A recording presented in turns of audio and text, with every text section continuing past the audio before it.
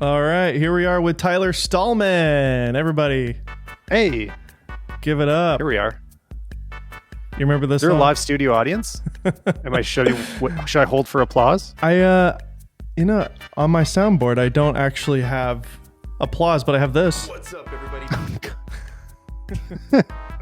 That's good enough. That's all the applause I need. Exactly. If you're not watching the video right now, I've got a stack of lenses next to me from Panasonic. These ridiculous L series lenses that they gave a lot of the creators. I don't know why they gave us so many. Watching you to knock those over, but no, I know why they gave us so many. Are we going to jump right into it, or do you want to? No, tease something else first. Yeah, we'll save that for later. But I have one of them sitting here. But remind me to say why I think they sent so many, and that I think it was a good idea. It is a great idea. I mean, obviously, for the listener, of course, we would say that, right? Because it's quite absurd how many things were given to us, and it's not really a give either, though. Technically, it's like a forever loan, is what they call it. Yeah, well, and I also, I mean, I don't know if they talk to you differently. Like maybe everybody has a slightly different thing, but it's one of those like. This is actually not super uncommon that it's like, look, it is just like from their perspective, it's just a loan. Mm-hmm. And at any moment that means like they can, and often with other brands anyway, I haven't worked with Panasonic really, but they'll just be like, okay, we need it back now. So you can't like build your life around it, right? You can't just assume you're going to have it forever and not own your own gear because you're just using the loaner stuff. Yeah. So, I mean, it's basically, they give it to you in a way that like it can become, you can use it enough to feel like confident in knowing how the camera system works, but not in a way that you could ever resell it or give it away or, if you like, if you're done with it, you have to give it back. hours, but there you go. Exactly.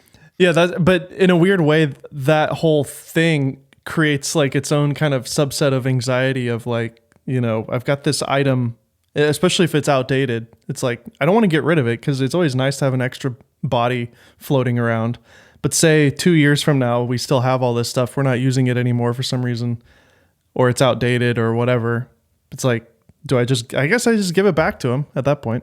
Be like, hey, I'm done. 100%. I mean, I've done that with plenty of random products over the years. So yeah, it's definitely a thing that happens. It's just not something that I think also we're all talking about it quite a bit because it's exceptional in the photography world. And you know what? I think that most listeners, viewers would assume that anybody reviewing photography gear is like getting tons of free stuff. Yeah. Or that more things are sponsored than they are, like sponsored reviews and stuff like that. This is pretty atypical. Like usually you kind of get lent one lens or camera body for some set period of time. So that, and I think everybody's assumed that it's been different. So I think hopefully it's helpful to the like camera audience to notice that when there's a bigger openness to us using it, everybody's excited because this doesn't usually happen. Yeah.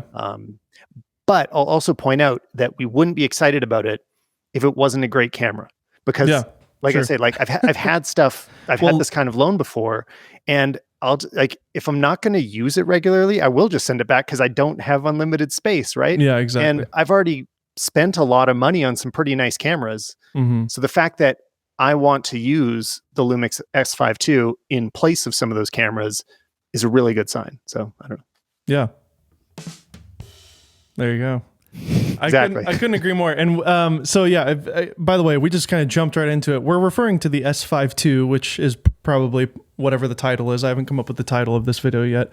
But Tyler and I have both had time with the S5 II. I went to Tokyo. He was in Thailand, unrelated, but the timing couldn't be worse. But we wish you could have been there. Yeah, I was sad about that. That being said, you did have an amazing time there, and I want to get to that. But first, you're doing some home renovation. You're working on a condo. Tell me about that. Yeah. If anybody wants to follow along on Instagram, just go to Dover_house. And it's because we were renovating a house, which we've been calling Dover House because of the neighborhood that it's in. And that's coming nearly to a finish soon. And at the same time, we're renovating a condo in Canmore. So I guess I'm calling it the Canmore condo. And it is that's nice. In the mountains. Like, yeah, if anybody comes to Alberta, they're probably going to Banff, to the Rocky Mountains. And Canmore is the town right before Banff. And is also where you can buy property. Banff is it's inside the national park, so it's like you have to live there full time to own anything. They really don't want to expand it at all. But in Canmore, there's a bit more flexibility in terms of people from Calgary can own property there. So it sounds like you're speaking a foreign language to me, but it sounds really exciting. And it is. I really want to come visit. This is very Canadian. You should, yeah.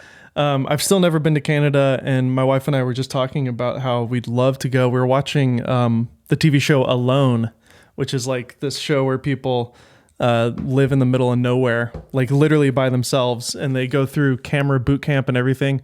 I was like, there's got to be a camera crew because their audio is perfect and the shots are not bad. And then I looked it up, and like they go through like a month or 2 months of like filmmaking boot camp. How to shoot. That's cool. And I should watch that because it's amazing. It feels like that in Canada sometimes. It's on Netflix. Yeah. And so they're going into like British Columbia, like middle of nowhere, wild, grizzly bears and everything. And then they just have 10 items, and that's it. Where there's so many Canadian YouTubers, is we all get that training, and we all know how to shoot ourselves. It comes with the government. Yeah.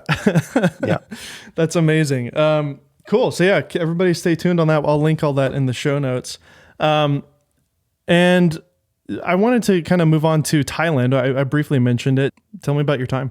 Yeah, it was awesome. I mean, we got to see a lot of it. We were there for 2 weeks, and it's not a massive country, but it's like pretty far north to south. And we kind of saw the sort of biggest different regions, and both like, cities, countryside. And yeah, I mean, if anybody's ever thinking about traveling to Thailand, the real takeaways, like one thing that really struck me is the people there are just like exceptionally kind. Like anywhere you go, whenever you travel, you're going to meet some nice people. Like the nice people are everywhere, but it's kind of the rule instead of the exception. And maybe the easiest way to notice it is if you go to the market. Like there's a lot of night markets where people have booths set up and they're selling art or crafts or food or all these things.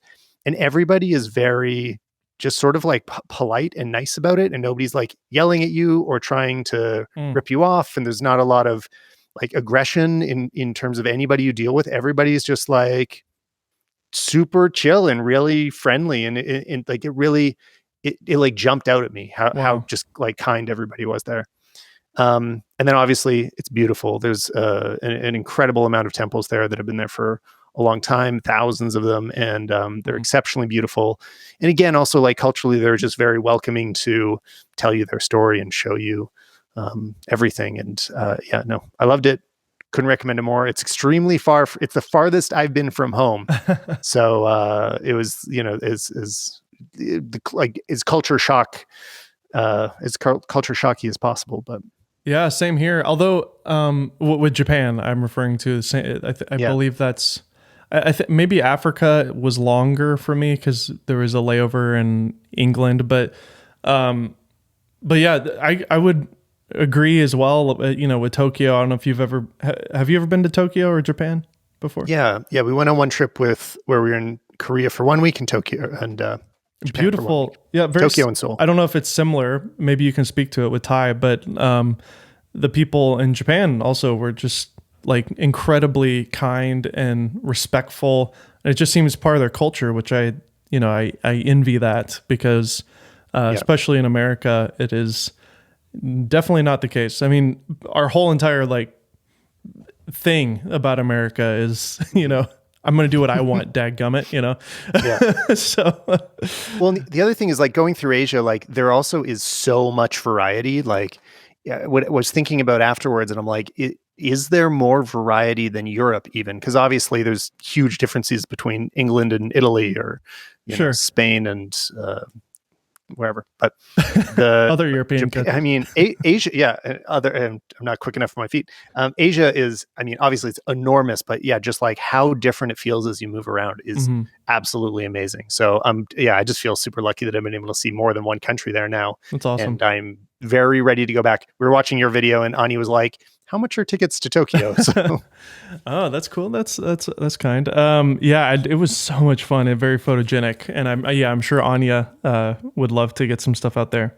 They finally opened up. They've been closed for the whole, last 2 years with the pandemic, and they finally just opened up. So, a lot of people are traveling now again. One thing I did want to mention before we get off of the Thailand talk is, and this does relate to our main topic today, it's really the first time that you used your R5 as like a dedicated cinema camera, if you will, because you do have a C70, like myself, and the 3 or 4 podcasts that you and I have done now talking about that one camera over and over, and for some reason people continue to listen to it. But the R5, I've used it as like a B cam on a tripod quite a bit. I did a couple of shoots with it. I've always found the noise, at least on Connor's model, I thought it was Connor's camera, but based off of what I've been hearing from you, I think this camera is just really noisy, and also the IBIS is bad. Tell me about your experience with the R5, and in a way, it might have changed your mind on the whole system altogether. I don't know. Yeah, no, I mean, it's kind of falling out of love with it, because, I'd shot some early projects on the R5 that worked out pretty well. There are times when the IBIS can work very successfully, depending how the camera is moving and which lens you're using. And then also, specifically, if anybody's wondering, less wide. I mean, I'm not the first one to discover that, but most of my problems were when I went wider. I was on the 15 to 35 for a lot of the trip. And then in terms of colors and image quality and noise, I think at first, if you go back and look at everybody's R5 reviews, they're generally really positive in terms of video. And a lot of that reason is when you shoot it the way it wants to be shot, it turns out great. Like it can have very exceptional image quality that can match up with whatever else. But what I find is that it's very fragile. It does not like being underexposed. And unfortunately, it also doesn't like being overexposed. So basically, you got to get it right down the line. So if you underexpose, you get a ton of noise in the shadows for what shouldn't be like such a noisy sensor. I mean, the photos aren't exceptionally noisy. It can handle high ISO pretty well, but the shadows go crazy.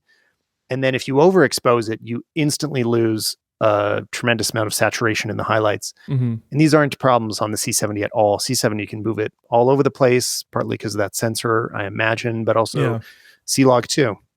So you can shoot raw on the R5, and then you can convert that to C-Log 2. I've heard Cam Mackey say that, if you run noise reduction on that, it looks like real C-Log 2. And it seems like Canon's not providing that in the R5 or R5C because of the noise, and they don't want to do noise reduction camera. I mean, all of this is driving me crazy.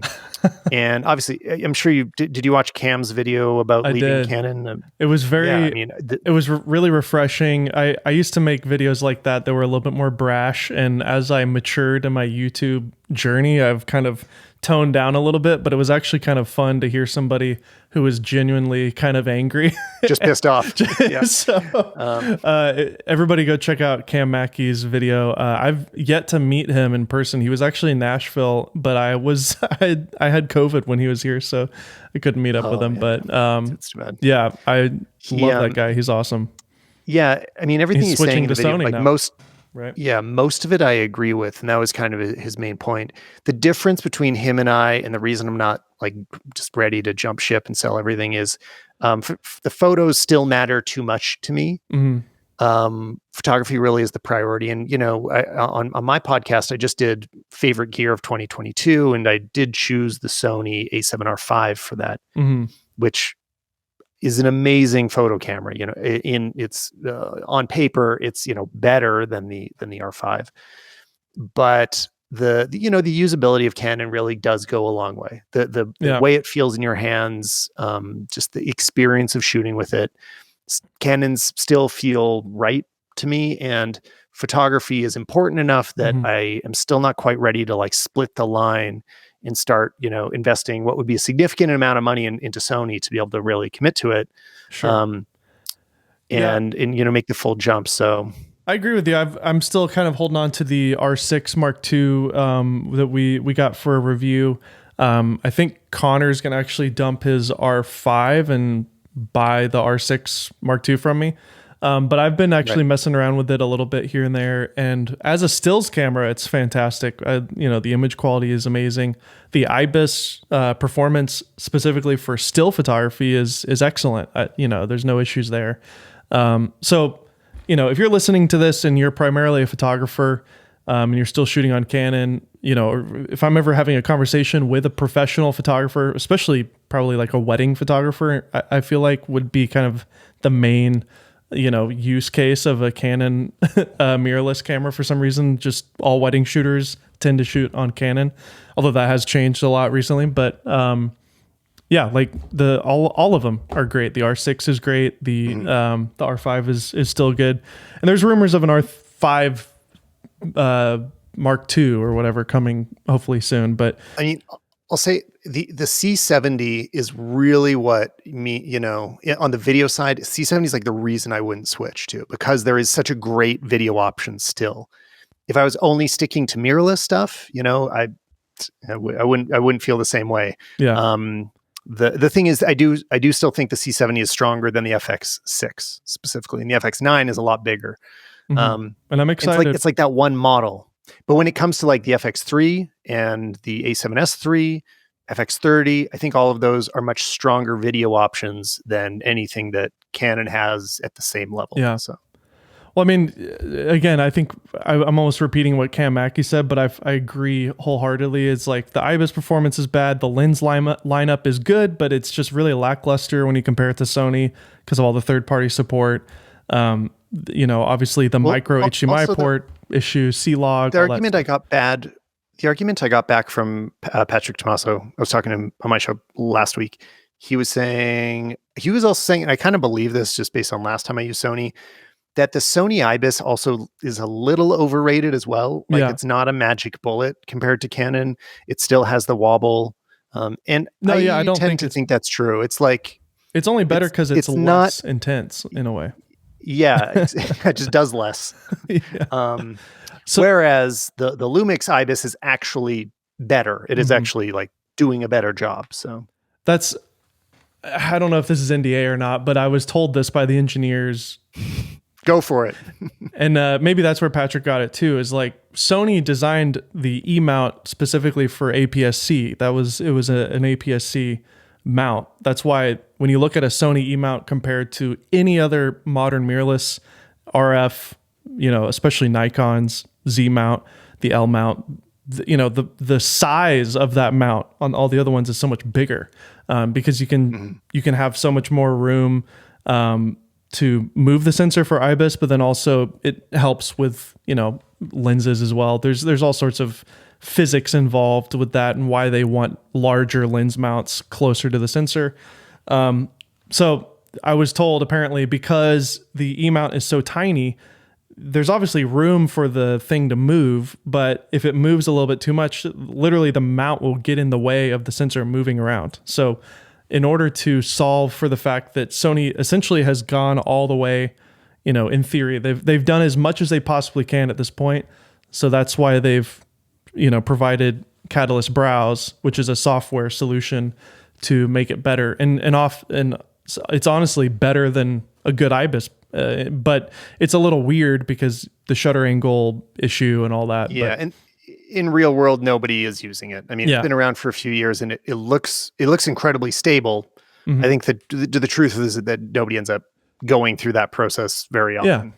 Because you're committing to to odd looking footage because you're locking in the shutter, and you're also shooting, counting on that this everything's going to work in post, and most people don't really like to shoot that way. They want to know you've got it, and it's the same philosophy that Lumix and we're getting ahead of ourselves here, but with these lenses, the focus breathing performance on this is so good, and that's their solution. It's like Sony makes lenses that have really bad focus breathing because of physics and all that type of stuff. But to fix that, they fix it with software, the focus breathing compensation, same with Canon. Whereas Lumix's perspective is, why don't we just make the lens better, but have compromises in other areas. Like some of these lenses aren't super sharp. But anyways, we're getting ahead of ourselves. I wanted to talk about. I don't know if we are. I have a feeling this is going to be just a very long Lumix episode. But we're fighting it, but the gravity is strong. I made like a list. I made literally like a list. Okay. We'll follow your list. Yeah, I love talking to you. 4 months later with iPhone 14 Pro, we're hopping all over the place here. I am kind of using it more than I did the last time I talked to you, as a stills camera specifically, taking pictures of the kids. I've just kind of learned to embrace it a little bit more. And ironically, I think 3 or 4 months ago, I was like, I don't need this. I just use a real camera. What, you guys are a bunch of sissies. But I've now started using it because I have been really impressed with it. But I'm still walking around and carrying the dumb phone as well. What are your takeaways with the iPhone 4 months later, especially with some of the social media stuff you've been doing with it in Thailand? I think maybe what's interesting to frame it is the recent Marquez video, if you happen to watch what MKBHD did lately, talking about this, like the where over processing is sitting right now, and especially how that affects the iPhone. And I think that's kind of been obvious since the release of it, that they put a big sensor in there and they did not change the algorithm and the processing, or I'm sure they tweaked it, but it still feels as over sharpened and as it did before. So it's like, it's got great light gathering ability, great dynamic range. Like it in a thumbnail, it looks amazing, but as you blow it up, it still looks like a phone photo as much as it ever did, unless you shoot RAW. When you switch over to RAW, all of a sudden you realize, like, wow, this sensor feels so much more like a proper camera, like a larger camera sensor. It doesn't have that kind of that layer of like cruft that needs to be scraped away. Unfortunately, you still can't take that off of video. It's always baked in. Somebody sent me a tip that if you shoot in ProRes and you set the sharpening to 1, it should remove it. I tried that and it didn't happen. So if anybody has better luck with it than I did, but I would love that. I mean, that's the biggest problem to me, is actually that all of this stuff just looks over sharpened.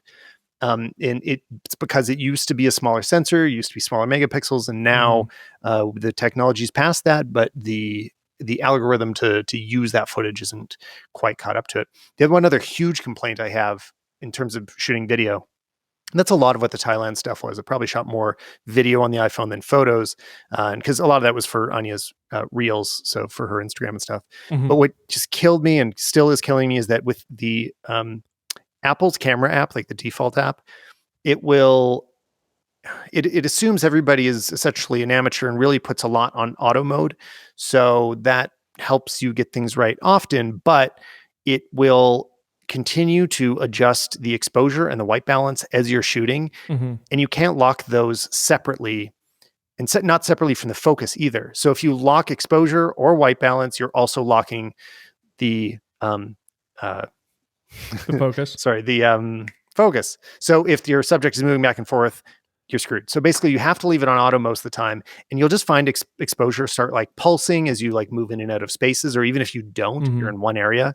And especially white balance. Like if you just kind of look at there's a yellow object in the room or a blue object, the whole image will shift for a moment, then come back. Yeah. And all of this like drifting of color and stuff is like, can I please have a pro mode where I can just tell it like, no, just try to hold everything.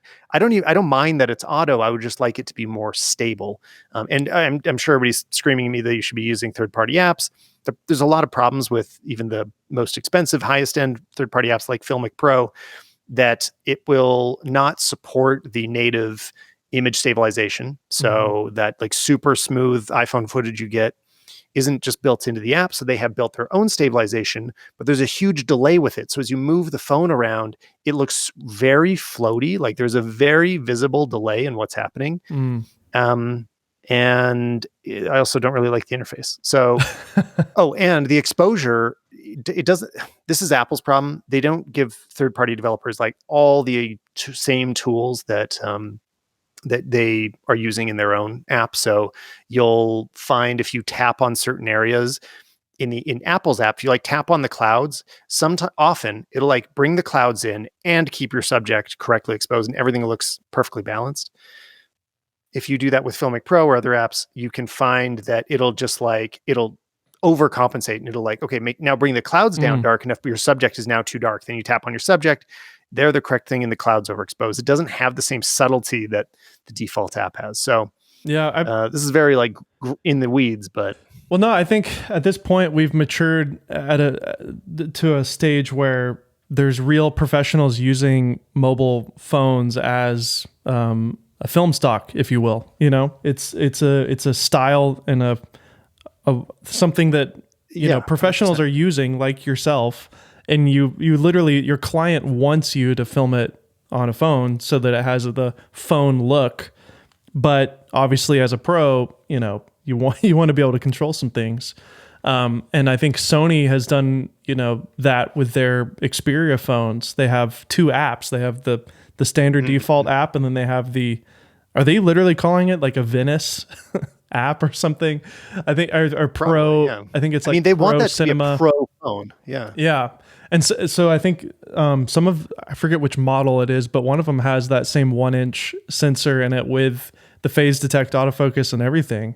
And when you use their Pro app, you're seeing the same tracking screen that you see on a normal Sony Alpha camera, which is insane. And there's like a proper shutter button on it and everything. Obviously, they can do this because they aren't selling a billion phones, so they can have these niches. But I do think the Pro line, it makes sense to me to have a USB-C port on this thing and maybe give us a Pro app as well. I mean, that's a big ask to ask Apple to design an entirely new interface and a new app, but I think it would be useful. I know they won't split the app at any point, but they like to be part of that pro market and like to tie into what professionals are doing. So I'm sure they're thinking about ways to address it. I'm sure they've tested having white balance inside the camera app, but the camera apps also become more and more complicated. Like, I also complain that it's a little bloated. So I don't know. They got a balancing act, but yeah, maybe through software they can kind of not make it look so baked all the time. I mean, honestly, I could just use some more settings, which is a very Android-y thing to say, but it's like there's a whole bunch of modes for photography that I'd be happy to turn off. Like, I don't need to see those settings ever again. And then maybe some more advanced settings that I'd love to turn on that other people may not need, but I don't know. Maybe that's asking too much. And then our last topic before we get to the main topic, where are we at with AI right now? Because I mean, everything's just moving so crazy fast. You were the first person that I've seen, you know, utilizing AI in Photoshop or basically using it as a tool. Is there any new advancements just over the last like 3 months since I've talked to you? Has it even been 3 months? It's maybe like 2 months, but less than that, I think. I mean, it hasn't like changed all over again, except for GPT. That didn't exist until December, or no, it was November when it came out, but it started getting traction just in the last month. Yeah, it's definitely the most interesting and exciting thing happening right now, and it's going to be a huge deal. I did try to use it as like a writing augmentation tool for some recent videos where I was like, okay, give me a paragraph about this, and you know, specifically Thailand, actually, which was, it seemed perfect for when I was doing some tests. It was like, you know, write 3 sentences about traveling in Chiang Mai, and you know, it would write some stuff. I'm like, okay, maybe I can use this to help develop my script. When I actually went to use it, I was like, this stuff is, this style of writing is so far off from how I would speak that I basically need to write it from scratch. And all I could really do is use it as like a Google tool, or like generating custom Wikipedia articles for me, where I'm like, give me 3 interesting facts about Chiang Mai. And then I'd, you know, but I still felt like I needed to fact check all of them because I don't trust it either. Yeah. So in the end, it wasn't there in a way that really helped me out. I've seen other people do, somebody from Moment was posting that they generated spreadsheets of all of their recent YouTube titles, used GPT-3 to create optimized title variations, and then used TubeBuddy to A/B test those, which I didn't actually realize they offered that service. And then basically that the AI generated titles performed marginally better, like noticeably better than the human generated titles. I saw that thread as well. That was, I was like, wow, cool. That's exciting, I guess. Yeah. if it really works, but I think we're like, we're right on the cusp of this happening, which is why, everybody's excited, because as soon as you try it, you can see like the potential's here, Mhm. which it wasn't in the last generation of chatbots. It was not obvious Yeah. that this was going to get interesting until now. But I think we're still just barely off it being really powerful Mhm. for everyday use. Well, And, along with that, we've got GPT-4 right on the horizon. It's going to come in the spring. And the crazy thing is, all these tools we're using now, GPT-3 was built 2 years ago, and that's what ChatGPT is running on. it's crazy. So in that time, they've developed version 4. So it's about to be released. So instantly we're going to get this massive upgrade. And Good Lord. I don't know. Hopefully it does something. Over Christmas, I Good. was showing it to my dad and my brother. And my dad's he's now actually a film director, but his whole career, and he still does music. He was a music producer, and he specifically made a full-time living over the last, I guess, 20 years now, doing all the jingles for a lot of like Nickelodeon and Disney Channel, like infomercial type stuff. It's like Pillow Pets, that's awesome. and Bacon Bowl and Wobble Bubble Ball, like all these things that you see on the like as seen on TV section at a store or whatever. He's like one of 3 guys. Like he's good friends with the guy that like wrote the Paw Patrol theme song, so It's amazing. is now super rich from that one Paw Patrol song. But yeah, so he's kind of in that world, and we were playing around with it specifically for writing songs. And I just said, watch this. And I was just like, write, a jingle about a guy who uses a yo-yo, and he's like walking down, I gave him like a bunch of weird things. And the way that the robot was able to rhyme with contextually accurate words that applied to what we were talking about was like mind blowing, especially to my dad. Now, my dad kind of is a human GPT because Kind of is a human. Okay. Yeah. what did I say? He's a robot version. Yeah. He's like, Sure. he's the human version of Chat GPT for jingles, Right. because it takes him like one day to write, record, and like produce these things. Like he is a kind of a maniac with like songwriting, but the fact that this thing can write songs so easily, and I think that's one of its strengths. Honestly, I've done a lot of experiments with like in the style of the Beatles or in the style of Bob Dylan, or like a folk song, write a rap song, like just coming up with rhymes and things that have contextual, that make sense contextually. It's like, it's kind of nuts for songwriting. So, well, did you see how they've been using image generation to create music? No. It's awesome, and maybe kind of hard to explain. But so basically, you take, I don't know the correct phrase, sonograms, a visualization of audio, right? Which just, it's kind of like a waveform, but it has the whole tonal map, so that it represents the whole song, not just peaks and valleys, not just levels. If you train the machine learning train a model on a series of them and give them appropriate keywords, like this song, this visualization of a song, this is the blues and it's kind of sad, and this is a pop song and it's happy, and this is a classical song and it's dramatic, or whatever. It'll map those in the same way that it recognizes image characteristics, the same way that you would say, like, generate an image of a sad blues musician. It can generate a sad blues song, and it will generate it as an image, because it's just like it's like Dolly, it's Midjourney. I don't know which one they're using, but it's just image generation. And if you take that, I'm going to call it a sonogram, plug that back into software that can output it as audio, it will play as that kind of music. Like, it sounds genre accurate, and it's not beautiful or amazing. Like, the instruments are kind of, janky, and it doesn't. It's version 1. The thing is, the AI does not know that it's generating music. It thinks it's generating an image. It's just that we've accidentally discovered that it can be, by training one, you are training the other. And so the anecdote I've been telling about it, which is, I don't know if I can say it short enough, but effectively, when people go blind, they've been able to generate image patterns through like physical receptors on the tongue that are basically like a pixel grid. And that feeling of like pixels being turned on and off can represent essentially a black and white image or a 2-bit image, and or zeros and ones, and eventually as you play that back connected to a camera of the real world, it starts to generate visual images in the mind. Like the pattern recognition of our mind doesn't differentiate between signals in some ways. As a signal's coming in, it starts converting that from a physical feeling signal into a visual signal. And the same thing is happening here with AI. It's like we're discovering that it understands other processing patterns just by feeding it one pattern, and it spits out another one that we didn't know that it was going to. And so I don't know, like we don't know what we created with these AI tools, and it's just cool digging into it and seeing what it can do.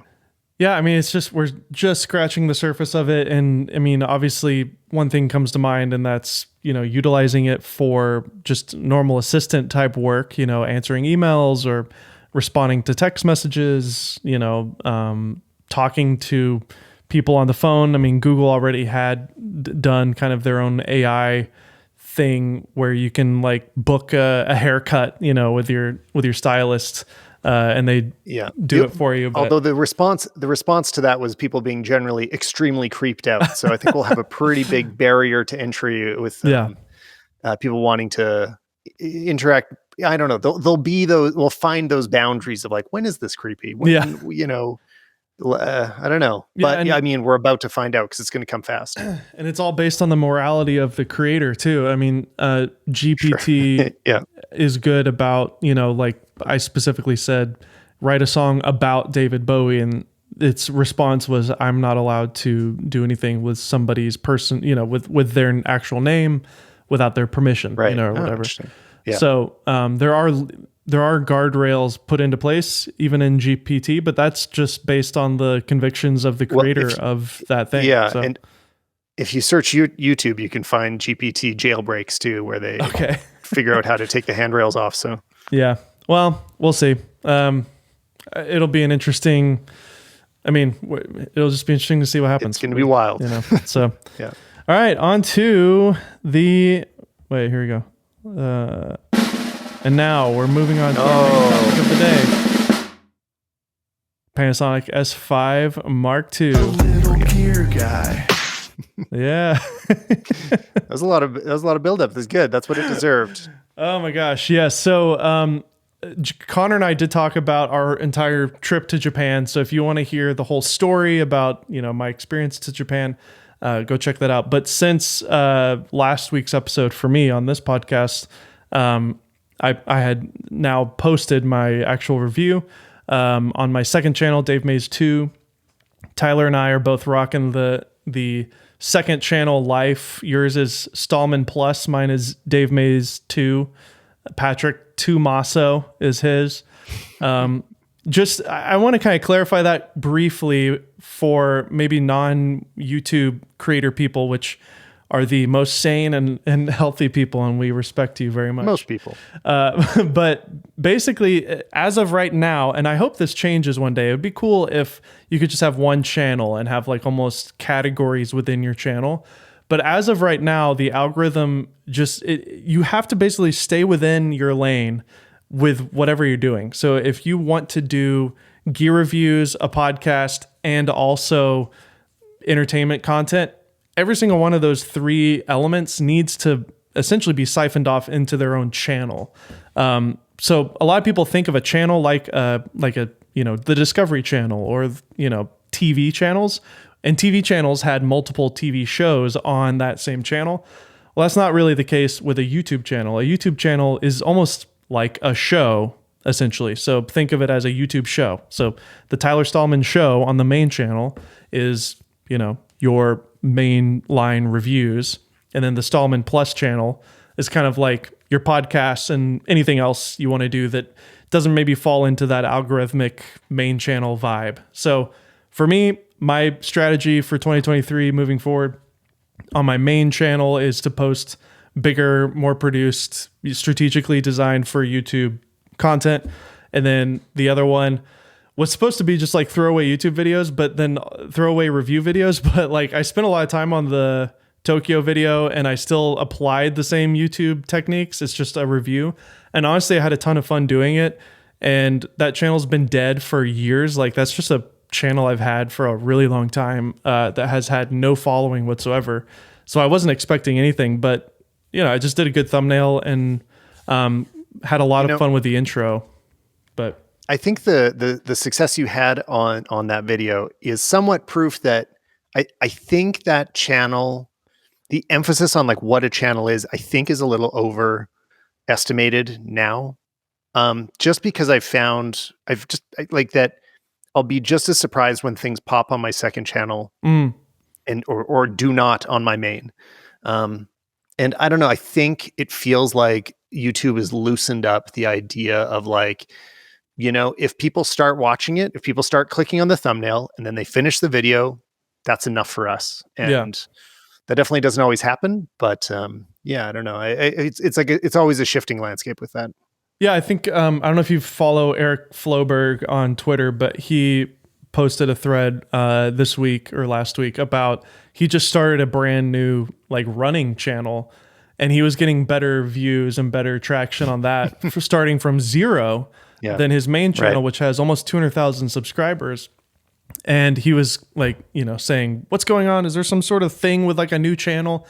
And I have heard like rumors about like, a fresh new channel kind of is viewed differently. So they might test it to more markets because they don't know what it is. So they may find an audience that you don't already have on your main channel, because essentially your main channel has a core group of, this is the group of people that we serve this video to. So they already know that data. So they're just going to send it to that group and not even really test anything else, because they know this is the group that watches this channel. So yes, if it's a brand new, fresh, completely never used channel, YouTube doesn't know what to do with it. So they're going to just test it with all different markets that they may not have tested on your main channel before, especially a gear review channel like his main channel is.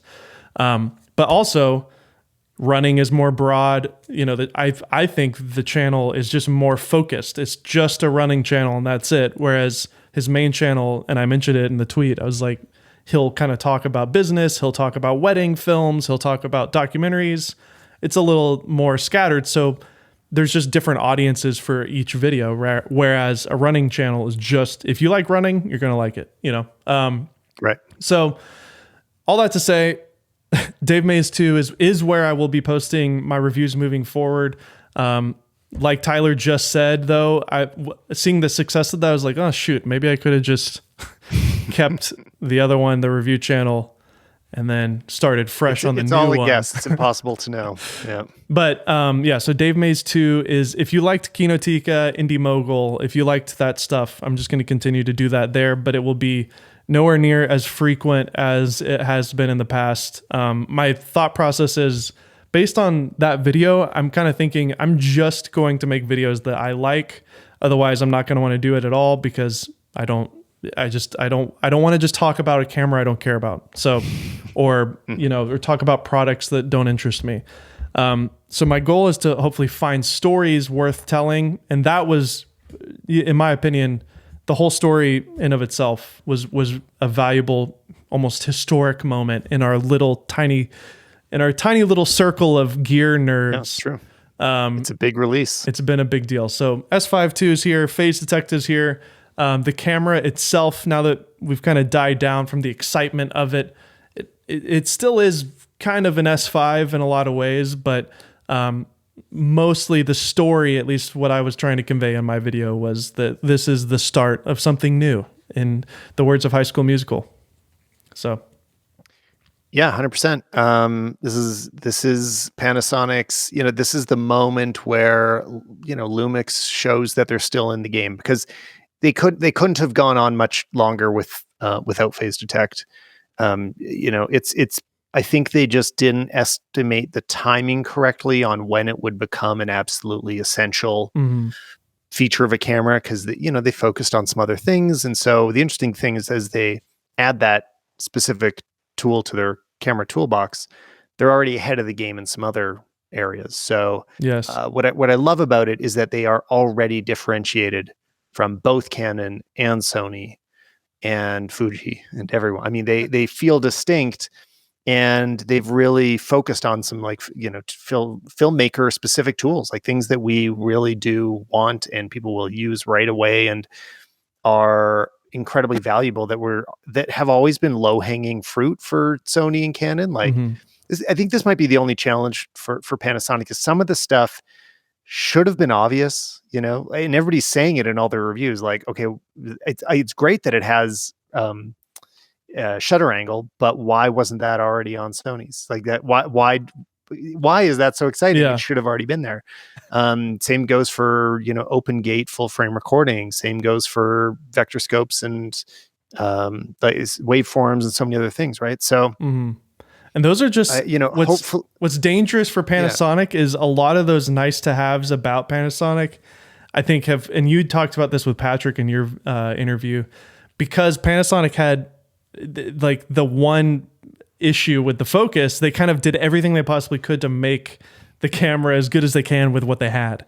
And so therefore, because of competition, they added all these things like waveforms and shutter angle and blah, blah, blah. That's literally just one firmware away for Sony. Like if the FX3 or FX30 does everything, which I don't know if they will, to be honest, but they'll probably just make a new camera with those things and sell the hardware. But I think it'd be new. I don't think especially shutter angle, I don't think will be, that'll be a release, but but there's some stuff that the big lead, the place where Lumix can keep their lead will be the stabilization, because of the reasons you just said earlier, that nobody else designed their lens mount around this. And the way that they designed their lenses too, it's really appealing to filmmakers. They are going to need to fill out the lineup for sure, because it's this new set of primes and also that kit lens that are all designed with this philosophy. So I guess, let's get back to that like thing I teased earlier. Okay, why did they send us all the lenses? And I think they had to.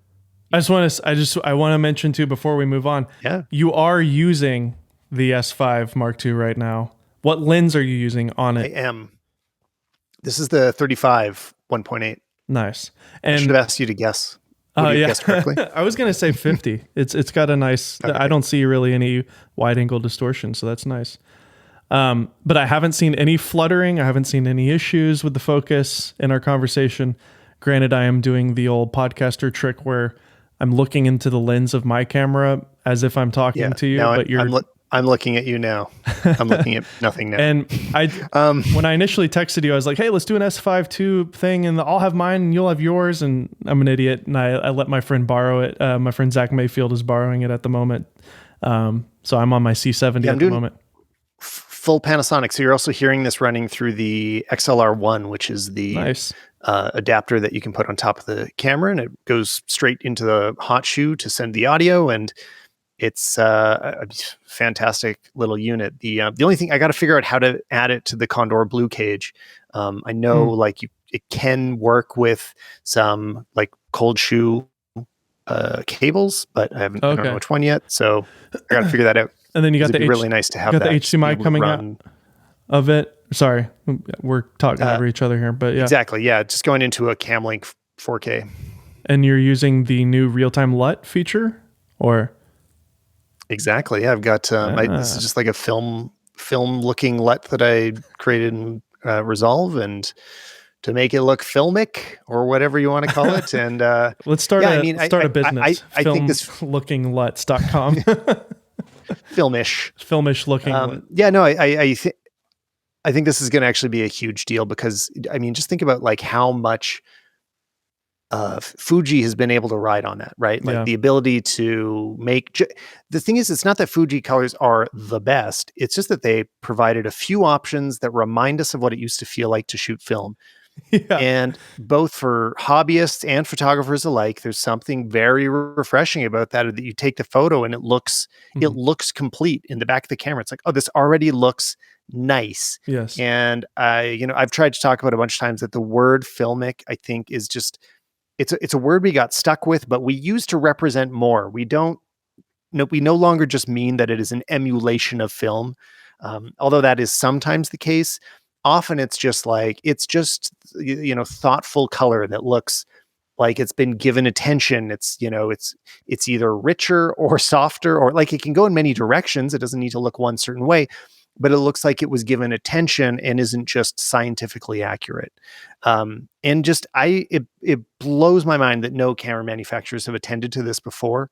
All that anybody has done is like, let's just make things look accurate, and then the filters they provide are like sepia and low contrast, like things that people are not going to use, right? Like not very useful filters. So I think this is really going to pick up in a big way. We're all going to be able to sell LUTs or whatever that can give you film looks in it, and it's going to be great. Yeah, I think Sony, before this last refresh of all the bodies, starting with the ZV-1 is the first time they implemented the new color science, and then from that camera on, with the 4, the A7S III, the R5, all that stuff, even the A7C, the color was just like it's as if like just a bunch of engineers, which is probably what happened. A bunch of engineers just built all the profiles in a lab to be as like scientifically correct as possible, and there's just nothing artful about it. That's the word that keeps coming to mind. Instead of filmic, it's almost like just artful. And I think Sony could learn something too about just making everything a little bit more artistic, because the people who use these tools are artists. Yeah, right? I don't know. I do want to spread that blame though, because I think we all talk about Canon colors being so amazing, but if you just throw like a default Canon JPEG next to a Sony JPEG, next to a Panasonic JPEG, next to Fuji using the default profile, all of them looked like digital photos. Yeah. You would never mistake any of them for film or having been processed in any way. Like they look neutral in the boringest of possible ways. And the thing is, when we all shot film, that's what we considered to be neutral, but it was more pleasing. It was nicer. Yeah. And that's why I don't think it's only nostalgia that we look back at film and think that it looks better. That's sometimes the explanation I see of like, why are we all going for this filmic look? Oh, it's because it reminds us of the movies we used to watch. And I don't think that's the case. I think it's that there was 100 years of people working towards certain visual objectives with film, and they just somebody hit the reset button when we switched to digital, and it's only now starting to get to the point where there's kind of this mass market consideration of like, oh wait, colors can be nice, they don't have to be boring. So yeah, and I think I actually mentioned this on your show when I was on last too. It's like some of those early digital cameras, like the Leica M8 and even the original 5D, because they were so close to film, it was almost like, even though they had way less dynamic range, way less, just overall image quality, because those sensors were so, the first digital cameras ever, they were so close to film that like they sort of were just emulating film. And I think that's partially why the Alexa has lived on to be such a beast of a camera. Even the original Alexa, the color science was just perfect because they were essentially emulating cinema film. And I think you're right. Like, it's not that we're just nostalgic for film. It's just that it's, I guess it is objective, but better. It is just better. It's just simply better. Yeah, I agree. So yeah, let's talk about the lenses. So we have all these lenses here. I'm trying to stack them up on my shot here. I've got the kit lens, the 20-60, which I really love. That focal range, though it is a bit of a slow lens, but I mean, you can't really complain. It's so small. But you know what? I really wish that it was, because it's 3.5 to 5.6 and it's kit lens. I'm not surprised. Like, that's usually what happens. You're right that the size is great. That's what they prioritized. I really wish it was 4.0 all the way through, because I would just use it so much more. Like I don't know how much I'm going to be able to use it, because it's not even that 5.6 is too slow. It's that any shift makes it a challenge for video, because you're like, okay, great. Like, I got my exposure set up. I'm at 4.5 and the shot looks great. Yeah. And then you like zoom in a little and it jumps to 5.0. That's always a huge problem. Just shoot f5.6 all the time. There's your solution. Yeah, for everything. I mean, I will actually bring this around. This might become I'm going to use this for photography a little bit, just to kind of see how it feels as like a daily carry lens, because it's so much smaller than many other things, and it's pretty good. Like you're saying, like, none of these are the sharpest lenses ever, but I think you really only see that when it comes to photography. This one's really good. Right. yeah, except for the 70 to 200, but which is part of the Pro series. Mm-hmm. But the reason, or not the reason, the reason that you see in photography is because there is so much more resolution. I find that in 6K, these all look incredibly sharp. Stacking them up to the native Canon glass, so 1535, which is like a $3,000 or Canadian, it's like $3,000 compared to these $1,000 lenses, they look as sharp. It doesn't look less sharp in video. I didn't do the tests yet, but I'm expecting that you will more so see that difference in photography when you're able to zoom past 6K, like when you get to that ultimate level of it. And also when you're in RAW and you can see the image without the camera correcting it. Because what we're seeing in video is applying all of the corrections that are necessary. It's also probably what we're seeing in any JPEGs that it outputs. So there's distortion being removed and noise removal in the corners, and it's being lightened and all this stuff. But for video, I don't think any of that matters. I actually think when it comes to video, these are like usable for anything lenses, and better than the only tests I did were against some Sigmas, and they don't feel less sharp. Like the Sigmas are, the reputation is how incredibly sharp they are. And I think that came from the era that we were switching from less, EF glass, for example, was not very sharp. Sigma came in, made it crazy sharp. Now everything is kind of like that. And when I look at it next to these Lumix lenses, they feel exceptionally sharp too. It's just in the photography world when you're looking for like critical focus in, at 1.8 or in the corners, that's where it falls apart a little bit. But I mean, it's 100% usable, and they're not cheap lenses. It doesn't feel like an entry level lens. It feels like, a solid mid-level lens. What I like about these lenses, mid-level plus. The thing that I like about these lenses, and I'm trying my best to balance them without falling, is of course that they're so similar in size. I mean, I think they're all exactly the same size, same filter thread. Did you put stickers on yours? They came with them. The Japan, the goodie bag, that they gave us in Japan came with stickers for each lens. I need that so bad. So this is my biggest complaint, is every time I pull these out of my bag, I have to lift every single one up and look at them and read the number on it, because just gaff tape. It's only really obvious. I mean, basically. Just put a piece of gaff tape, write it down.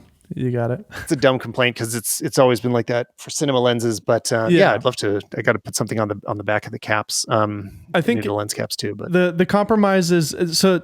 As long as you're aware of what the compromises are, it's okay to have compromises, because certain people are willing to make those compromises for the benefits in which those compromises create. So in this case, well, and that's the thing. I would rather use these than the primes that are offered by Canon or Sony. We have the same mind, Tyler. That's exactly what I was getting at, because it's like my favorite set of primes. If I can't. These are great. These are awesome. I actually am considering not even. I was thinking about buying the 24 to 70 as well, just to have it, but I'm kind of like, I'm just going to force myself to use these primes. They're all so good. I'd rather have f1.8. They're also way smaller. They look good. The bokeh is nice. The sharpness is good. Each one is a little different in different ways. If I'm going for a wide angle shot, the 18 is really cool, but I found the 24 to be just a better lens. It's just higher quality. So if I'm doing a wide shot, I'm kind of leaning towards the 24. I've heard that the 50 and the 85 are excellent in terms of sharpness and optics. I haven't used them a ton, but I kind of want to get to what we were saying earlier about like, why did they give us all these lenses? And it's actually, I mean, obviously take everything we say with a grain of salt. These are two YouTube gear reviewers talking on a podcast about why it's great that a camera company sent us a bunch of free stuff.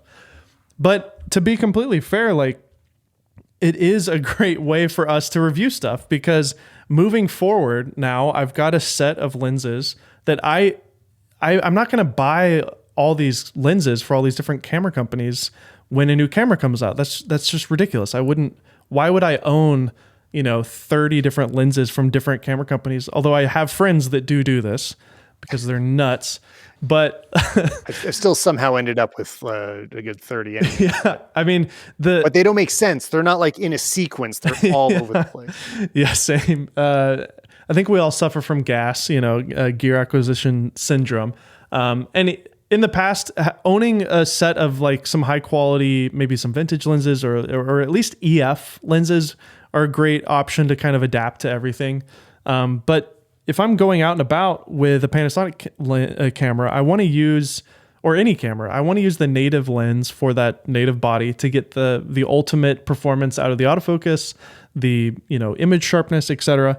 And so now, Panasonic's obviously made a big statement with the new S5 II, which has phase detect and the open gate and all this stuff.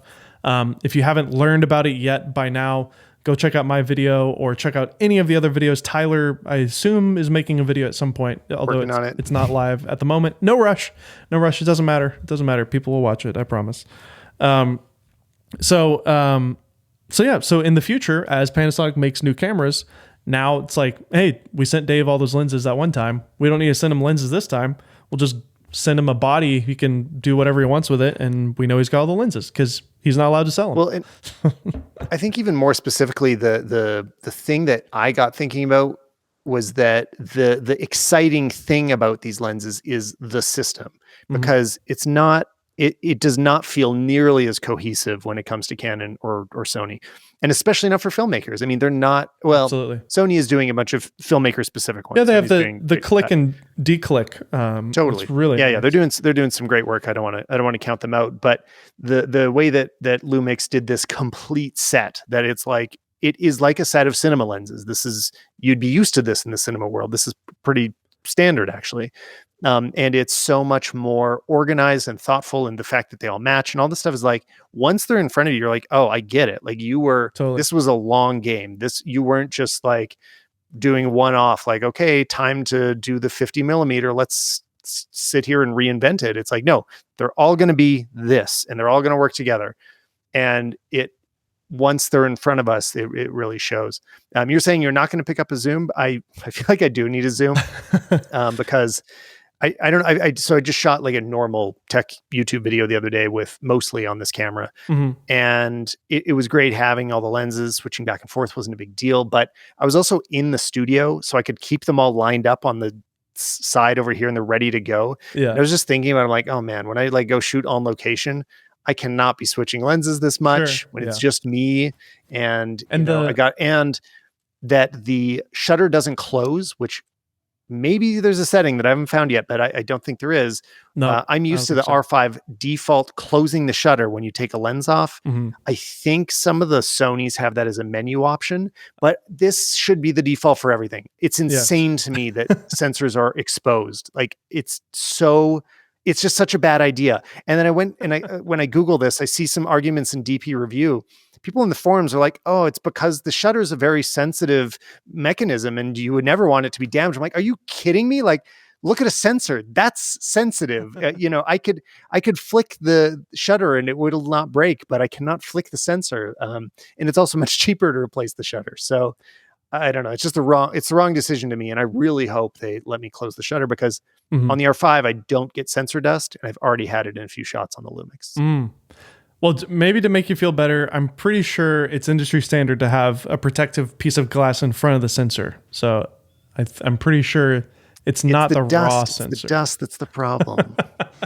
No, I agree. I think that's just a firmware thing. Just put it in every camera for sure. And back when I shot Sony, this was a common problem as well. I'm saying I'm not going to buy a zoom, but because of my wallet and because of my spouse. But you already have seven lenses. That'll delay it for me too, but they gave you 7 lenses. Why do you need another one? And you need more? Yeah. So that's mainly why I'm saying that. I thankfully, because Sigma is allowed to make lenses for this sensor mount. In fact, they're essentially first-party lenses with the Lumix body because of the partnership with Leica, Sigma, and Panasonic. A lot of the wonderful Sigma lenses that are available for Sony are all also available for L mount. So the one that I'm looking at, probably picking up, is the Sigma 28 to 70, I think is what it is, the f2.8. There's a few compromises with that compared to the 24 to 70 2.8. It's a little cheaper, and I think it's just like slightly, What are the compromises? Slightly worse. It's just slightly worse image. Worseness. Okay, got it. Worseness. Yeah. But it comes back to the same kind of compromises we're dealing with here with these lenses, maybe not as sharp, blah, blah, blah. But for video shooters, I would way rather have a smaller, lighter lens that, also it's a little bit cheaper. So, what I'd love is a 20 to 60 millimeter 2.8 or even 3.5 or whatever. Because that range is actually the most useful. Like it is, yeah. That 20 to 70. So I was using that on the Fuji recently, on the on the XH2S. And I love that lens. It was great to use, but I kept running into places where I'm like, man, 28 isn't wide enough to be like, it's not wide, especially when you're used to having 24 to 70. All of a sudden you're like, oh wait, I can't quite. And no, maybe this is why, is because it's noticeably closer than an iPhone. Because often I'll walk into a scene and I'll take a look at it through the phone. I'll be like, great, this is just what I need. And now iPhones are 24 millimeter. They used to be 26. Yeah. But either way, when you look at it through your bigger camera and you're like, oh, I can't capture that same image. It's not ideal. So yeah, I don't know. The 28 might be a little too tight for me. They've got the, they have the 16 to 28 f2.8, and that is also just as small and light as the other ones. I haven't seen that yet. So that one's $899. 16 to 20, what? I'll put it in the chat. There you go. Yeah. I'm going to look at that. That one would pair beautifully with this 28 to 70. So just those two lenses are smaller and lighter than the 24 to 70 and the standard 16 to 35. So, and those are constant f2.8s. Maybe that could be an option. Yeah. And then, but I talked to our mutual friend, Jordan Drake, and he is a huge fan of that 24 to 70 from Panasonic, the Pro lens. It's got the focus clutch. It's a little bit bigger and heavier, but he said that it's a little bit sharper than the Sigma, and the bokeh looks prettier. Yeah. So I got to test that the Micro Four Thirds one, the 10 to I forget the numbers. Well, those are great. The 1.7 zoom lens. I love those. The Leica lens, and it's beautiful. It's huge. Well, it's really big. But to be honest, as much as I love this system, I really can't wait for the GH7 because of that lens, because that's a 20 to 50 f1.7 equivalent, or was great range. 1.7 times 2. What is that? That is 3.4. Okay, 3.4 technically, but it has the same light gathering as a 1.7, I guess. But I don't know. I don't know all the science on Micro Four Thirds versus full frame, whatever. I'm also going to throw out, because I hadn't used any Lumix until I reviewed the GH6. I didn't use, and then it kind of sat there for a bit because it was kind of the same thing. They just didn't ask for it back, so I've been able to use it for a while. But what it really found a place for is being my overhead camera, because first of all, the Micro Four Thirds means everything more is in focus, like a lot more is in focus. So you're not as worried about things that are off the table being blurry, because you don't really want any depth and field in an overhead. And also that ability to have effectively almost a square crop because of the full frame means that you're often not able to monitor your hands quite as much, right? When you've got an overhead, you'll I don't know, sometimes I think I'm holding something up to the camera and I'm totally not. So I just have more room to come back in and kind of find the subject. Yeah. So yeah, it's true. But so I've absolutely loved it for that. And if it could focus better, I mean, I think that'd be like the perfect place for Micro Four Thirds. Is anywhere that you do need more depth of field, more to be in focus. Yeah, and I talked to the Panasonic guys while I was there about the GH line, and they again definitively said they are not killing that line. They still value it, and the way they look at it is it's a place to test more, because you can just do more because the sensor is half the size.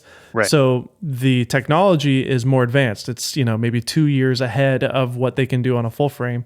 So it's a place for them to essentially kind of push the boundaries a little bit on, resolution or frame rates or different features and things. I mean, take a look at that dynamic range boost that was on the GH6. Mm-hmm. Apply that to a full frame camera. It's something similar to what DGO is on the Canon. Mm-hmm. If we were able to see that like that, exactly. Imagine just like a mirrorless, normal looking camera that has potentially more dynamic range than the C70. Like that's going to be absolutely killer. And Lumix is they're right on the cusp. If they can get these next few cameras out fast enough, they can do what Sony just did a few years ago and come up from behind. And especially at the price, if they can keep the prices down somehow. I don't know how this camera's so affordable, but it is using an older sensor technically. It's confirmed, but not it's confirmed. Affordable because they tried. It's confirmed, but not confirmed that it's potentially somewhat similar to the A7 III sensor, because that was the same megapixel and had phase detect. But obviously, that argument or whatever is really doesn't matter that much. I used to think it mattered way more, but it doesn't, because Panasonic's still doing all the color science and they're doing all the magic within that, and processing's gotten way better than back then as well. So, the way to think about this, if you're an Apple fan, especially with the Apple Silicon, this is the MacBook Air of the lineup. When the M1 Max came out, initially it was like the Mac Mini, the MacBook Pro base model, and then the Air. And I remember I bought like a maxed out Mac Mini, and at the time I had a $4,000 MacBook Pro with an Intel i9 in it or whatever, i7, I don't remember. But it was whatever the most was I could get in a laptop, and my Mac Mini, which cost I think $1,500, smoked it. And at that time, it was just like, I can't believe these prosumer Macs are outperforming. I think that even at the time they were outperforming the Tower, right? The cheese grater. Yeah, absolutely. Yeah, in a lot of ways they were. So it's still hard to believe we made that jump. I know. By no means did Panasonic do that, because other camera companies have had phase detect for quite a while. So by no means are they like beating everyone else. They're just now getting caught up, essentially.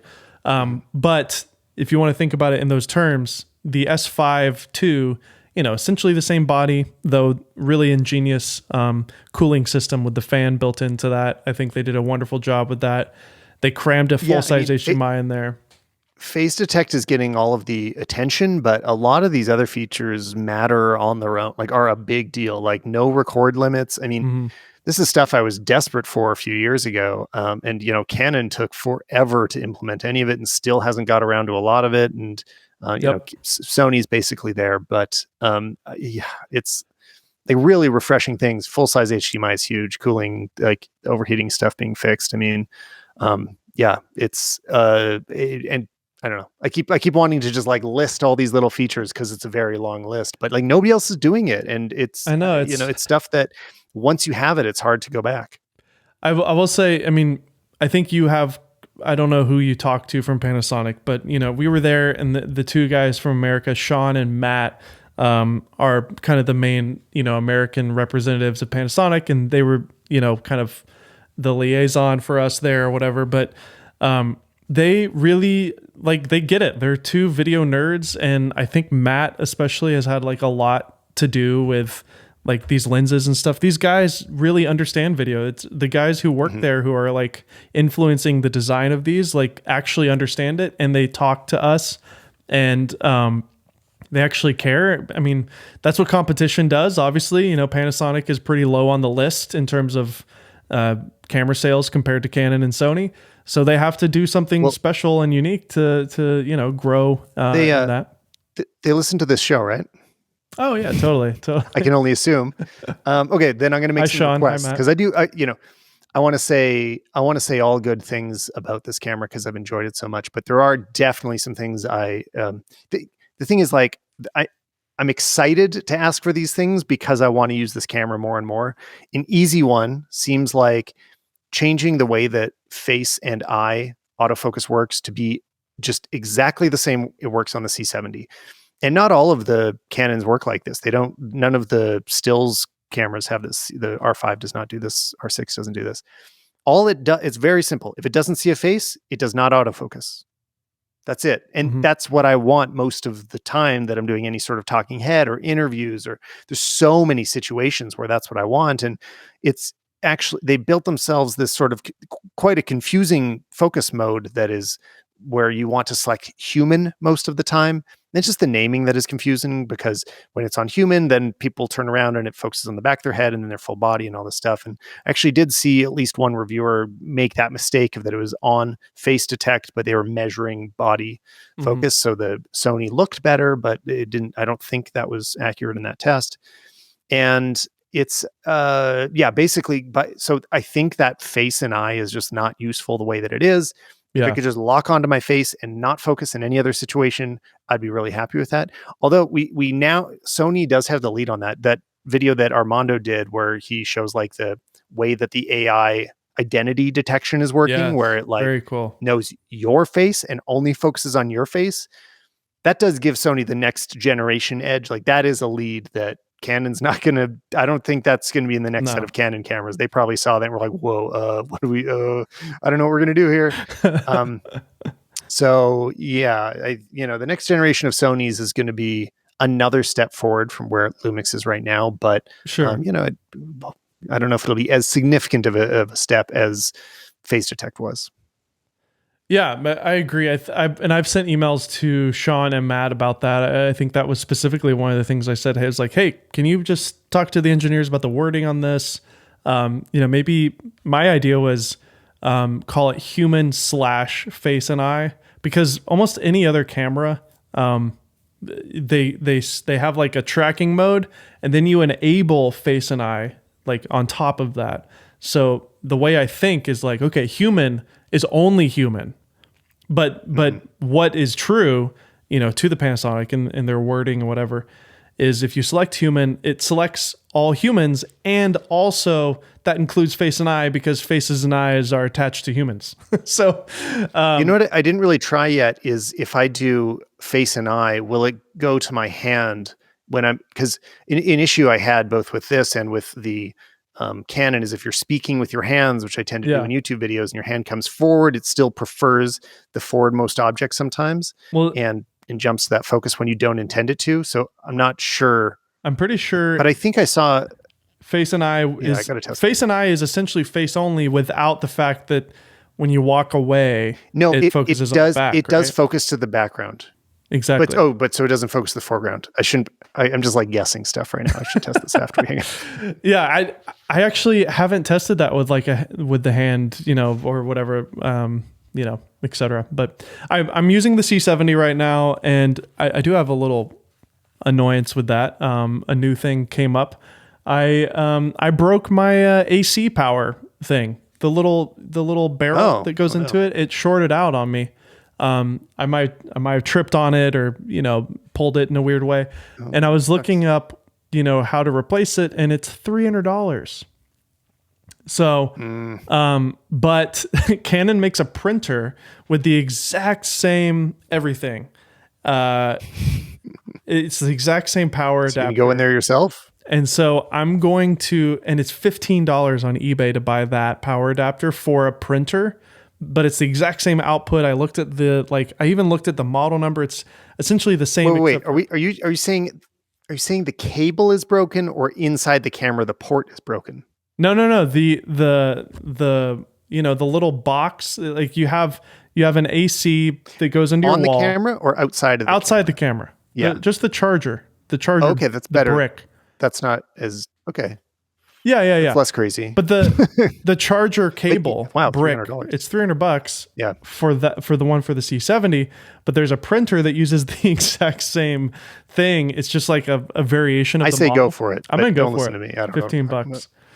I'm going to give it a shot. So we are on battery power right now. Yeah. And then when my batteries die out, I won't be able to charge them again until I get a new cable. Yeah, right. I never run it off AC. I just do charging the battery is the problem here. But anyways, I did update, this camera, and the face or the eye tracking on it seems to be working really well with the new firmware on the C70. I didn't update it yet. Oh, I don't know yet. Yeah, it's good. You should try it.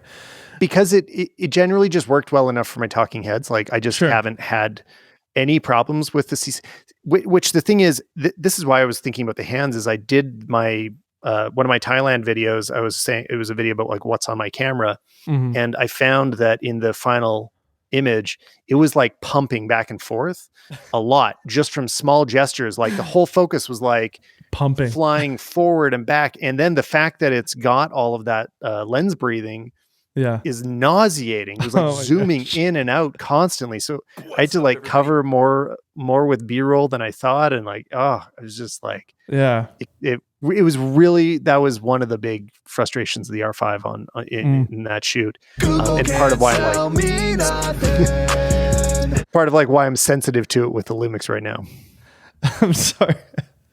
I'm having too much fun with this stupid soundboard. I need to delete this.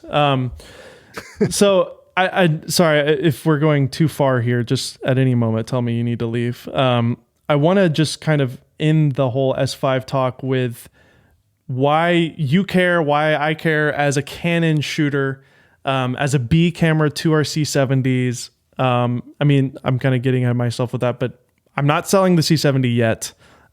It's still too good for me. I need to have that cinema camera.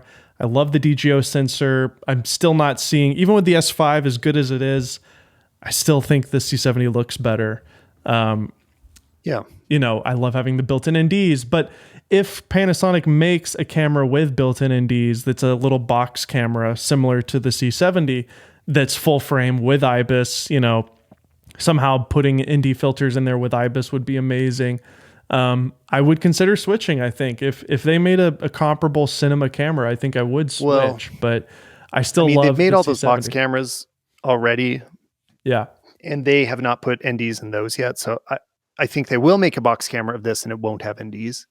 That'd be more like the EVA 1, which we haven't. I don't think we'll be getting a sequel anytime soon. No, yeah. I talked to them about that specifically, and they said that is a completely different division from the Lumix division. Yeah. And as far as they know, nothing is going to happen between the two in terms of phase detect and blah, blah, blah. So, yeah, so we don't know. They'll probably, you're right. They'll probably do a box camera. So cinema camera aside, feel how you want to feel about it. I also agree. I think I've been very impressed with just the overall image quality coming off of the Lumix and the fact that it's smaller, lighter, full frame. It's got very competent IBIS, if not best in class. All those things make the C70 not as interesting. But let's hit the IBIS just for a second, because I know that's often how we're kind of just rolling over. Like, a lot of the reviews I watch as well is like, as we all know, it has some of the best IBIS out there. Sure. This is the first time I really had used it a lot on one of their full frame cameras. I guess first of all, now that you've used it a bunch, do you think it's some of the best? Because I think it is just the best. I don't think Canon or Sony compete, and I don't think there's anyone else to compete either. So, well, I'm in a unique case because I'm an Olympus user, or at least I was. I'm selling my OM1 right now. But Olympus full frame, because you can compare Panasonic GH6 to the Olympics, but that's a good point. It's the best. It's the best full frame IBIS I've seen. I remember Nikon being surprisingly good as well, but nowhere near as dialed as this. And again, you got to, with the lenses and with the shutter angle and the waveforms and all that kind of stuff, you get that also applies to their stabilization for video, because that's just part of their philosophy, and just they're more video heavy than photo, even though it's a hybrid camera. They seem to put a lot of focus on video. Whereas with Canon, with their IBIS system, it's clear to me that they still, it's been several years with the R5 and they haven't really fixed it. And even with the R6 Mark II, which just came out, it's not better at all compared to the R5. It's still that warpy, wobbly thing. They lean more photo. So they are hybrid cameras, but they're 80% photo and then the rest is video. Whereas Lumix is kind of the other way around. So because of that, the IBIS stabilization is just really tuned. When you turn on the E-stabilization, they're basically correcting a lot of that shifting. And I mentioned this in my video, and I don't know if you experienced this. I don't know which firmware version you got, but the version 1 that they gave us in Japan did have some issues with the wobble with wide angle lenses. And they now have given us 2 firmware updates since then, and that's completely solved it. They fixed it. I mean, I think it was already working fine. Like if you took an 18 and put on an S5, it didn't look that bad. So something was off. They fixed it. Right. So, well, yeah, they were saying as long as it's closer than like up to 20 millimeters. So they're saying you might still see it they're warning you like the 18 might still have it, but up to 20, it'll be fixed. And I mean, I saw Patrick tweeting. He's like, "No, I still see it." I'm like, I don't know. I haven't tested enough to be sure whether Patrick. it's there or not. Come on, Patrick. Hey. Yeah, of course. I text him often. I'm like, "You're such a troll, and I love you." Yeah, it is excellent. Like, whether there's any wobble left or not, I mean, it is excellent. And I was also recently looking at the in the Thailand video. I had to correct a lot of wobble from that R5. This is the first video I mastered in Resolve, and that was an amazing experience. You hit stabilize in Resolve, it's super fast and it totally works. It saved so many shots that as I'm watching it, I'm like, oh my God, this shot is unusable. Like it makes you nauseous. I just hit stabilize with the default settings. I'm like, oh, it's fine. And I mean, it's not like that in Final Cut. Like in Final Cut, it takes a long time and then it looks like garbage. So you don't use it in the end anyway. It just looks like Jello. Yeah. I think that's another topic. Resolve is hard to resist right now. I think the workflow for me still has to be edit in Final Cut, because there's no way I can edit that fast in anything else, and then finish in Resolve. So that's totally normal, and that's how Resolve was built to be used, was to be, ported over. So Final Cut works really well with it. So I may consider doing that as well, like just doing my grades and any post stabilization and stuff like that in Resolve. Be careful of speed ramps, because it does not translate. Okay, good to know. The way that Resolve deals with no, just don't even do it. Just like the only way I was able to do it with Thailand is I shot almost everything at 24. I didn't shoot much slow motion. Mm-hmm. The few shots that I did, I just didn't slow them down until it got to Resolve. And when I asked Jesse Driftwood about because he did a video of switching to Resolve for some period of time, he was just like, I just want to try it. He wasn't saying a permanent switch, and he's such a prolific Final Cut user. And I just texted him afterwards. Well, I'm like, you still using Resolve? He's like, no. And I was like, why? And it was specifically because of the speed ramping. He's like, I just can't do that's such a hallmark of his edits, is these ramping in and out of shots, and it's just not like that in Resolve. Yeah. It's not as nice, and it doesn't translate between them at all. And I have such an ecosystem of graphics and plugins, and the plugin support. The fact that of all companies, Apple created an open source platform for people to build their own plugins makes Final Cut such a rich ecosystem for incredible plugins and effects. I don't think it could ever leave that, but I need to get out of there for color grading at least, because it's just nothing compared to Resolve's power for color in particular. So, but yeah, so I basically what I want to get to is, for me, I've been like back and forth on my B camera, because I've had the Olympus, I've had the R6, I bought the R7 thinking that would be the perfect B camera to my C70. Ironically, obviously, full disclaimer, Panasonic did give me the S5 Mark II, so I didn't spend any of my money on it.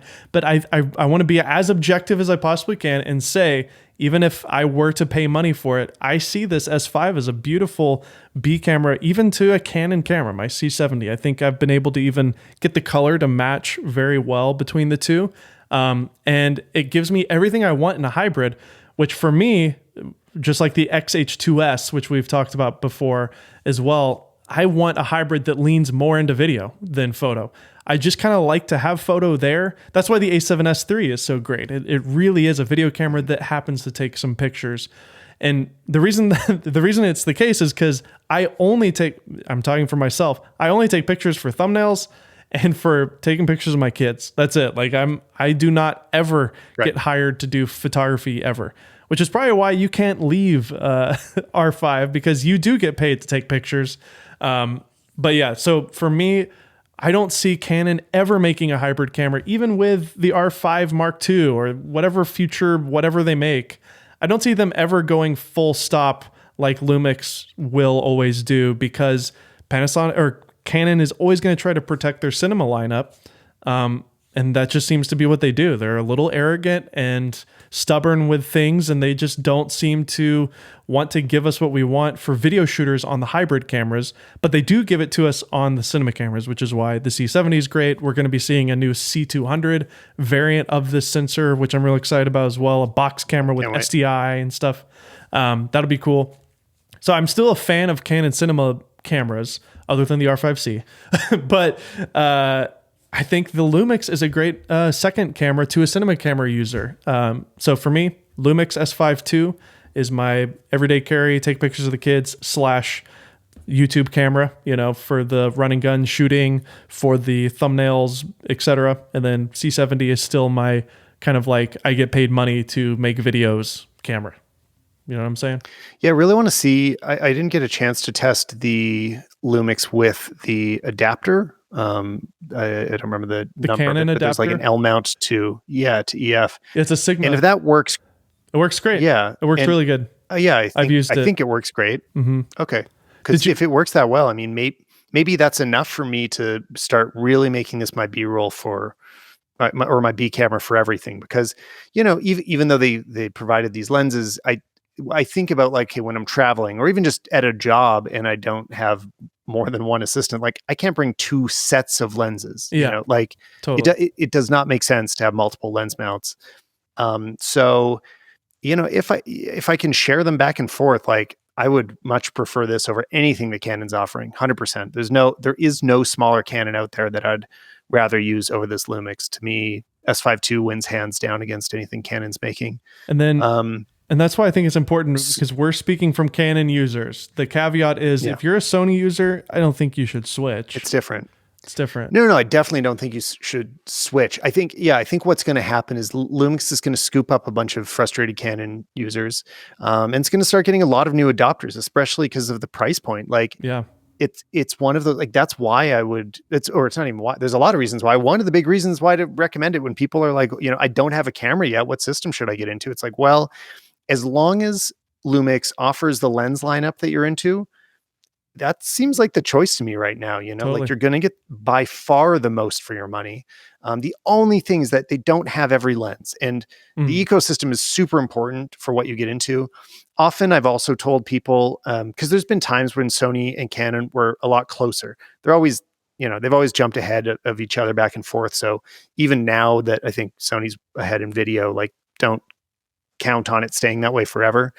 But I've always told people it's also very helpful to shoot what your friends are shooting, because then they can help you. You can borrow stuff, they can teach you about the menu system, whatever. Like it's good to be part of a community of people that are shooting other stuff. So if none of the specific features are really important to you, sometimes it's worth it to just get that leg up on, like, if you have one good friend that shoots one system, having the same system as them. But especially if you're getting hired by that person specifically because you own that equipment. Exactly. In my case, I work with Soundstripe, and Chris Haggerty, the DP there, owns and operates the C500 Mark II as our primary camera. And it just so happens that I have the C70, which pairs beautifully with that camera as our B camera. So I'm not getting rid of it anytime soon. Huge B camera feature is the baking in LUT option, that you can bake in transforms from one log profile to another. And since Vlog is a proper gamma and proper color gamut as well, it can fully transform safely into C-Log 2 or Red or Alexa log profiles or anything. So it can comfortably match up with whatever else you're shooting with. And it seems to really actually work. Obviously I haven't done all of the detailed tests of this yet, but I see no reason at all why this won't basically. So you'd apply a transform in camera so that it looks like a different log profile. Then you drop the same LUT on your Canon footage, your Panasonic footage, and it will look not identical, because the dynamic range and noise and stuff will still be different, but color wise, it really should be adjustable in the same ways, and the same LUTs will look the same. So is that how you're applying your LUT right now? Is that a Canon conversion to your LUT, or not the one? Yeah, not this one that you're seeing today. Because I did make a Panasonic transform as well. So like I made a Vlog LUT that will just transform Panasonic footage to the way that I like it to look. That looks a little more similar to the way that I did my transforms for Canon. but it's not based on the Canon one. And I have put those into the camera as well. I just found they looked. I wanted to take ingredients out so that I knew what was happening, because I was like, it did look pretty cool, but I was also like, I don't know for sure that log transform is working yet, and I got it, so eliminate some ingredients before I go all the way in. Anyway, I'll be experimenting a lot more to see what I can do with it. But so yeah, the verdict is, if you're a Canon hybrid shooter primarily into video, consider switching. If the lenses are okay for you, but also you're right, like the EF, I need to do some more testing. The tests I did with the EF adapter with the phase detector, it was actually pretty competent. So in theory, because I'm using the turbo booster, one of the downsides of this C70, it's not full frame. Because I'm using the turbo booster, I have a whole, I've got all these EF lenses still. Yeah, same here. And so and that's the way I prefer to use this camera. I've tried it with RF. I just can't do it. I can't buy a 15 to 35 and put it on my camera and know that I'm only getting half of its power. Just drive me nuts. It's not wide enough. So I still shoot on EF lenses with the turbo booster on that camera. So that means, in theory, we just pop the EF adapter. Is it called the turbo booster? Is that the... Yeah. Canon Turbo. Really? Turbo booster?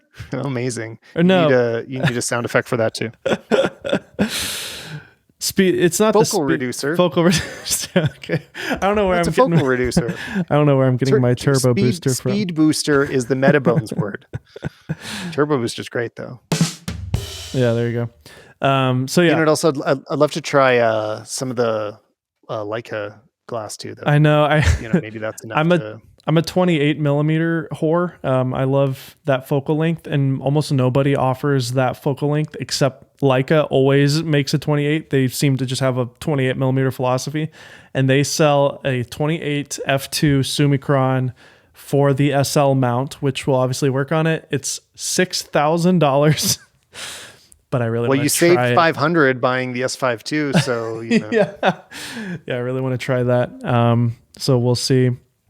What LUT are you using right now? People are probably going to ask. Oh, it's not available anywhere yet. So I don't. I was hoping to have a Panasonic pack ready for when my video comes out, but great. Well, it looks already great. Yet, so keep an eye out. It looks really good. And again, I'm always plugging your LUTs. Many people do, but I have an interesting setup for our traditional podcast. I have the original C300 on my left. I have the C70 in the middle, and then the R6 Mark II on the right.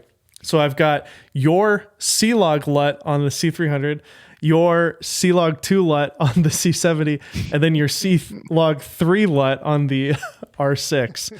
So I'm using all three of them simultaneously. Amazing. And they do match pretty well. So glad. I noticed the C300 one's a little crunchier, but it looks good. Yeah, I couldn't get them to actually, the more I tried to match them, it made some image quality compromises in some cameras. Well, because of C-Log. Yeah, I'm able to tweak it, it gets me to where I need to be, but I'm a huge fan of your LUTs. You got big LUTs and I cannot lie. So thanks, man. Well, Tyler, thanks for coming on the show, and thank you for letting me destroy your ears with my soundboard tonight. And where can people find you on the socials? I mean, just search for me. I don't know. Twitter. How about Twitter? There we go. Twitter. I can't figure out how Mastodon works, so I guess I'm still on Twitter. Twitter's awesome. Still, people are still there. Everything's okay. We're all gonna be fine. Don't panic. Yeah, don't panic.